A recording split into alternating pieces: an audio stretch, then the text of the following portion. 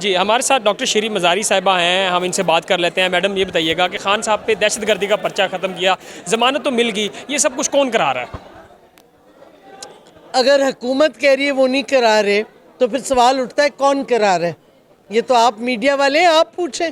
آپ کو کیا لگتا ہے خان صاحب؟ سب سے طاقتور اس ملک میں کون ہے؟ کون کرا رہے ہیں؟ کون اپنے آپ کو قانون سے اوپر سمجھتے ہیں؟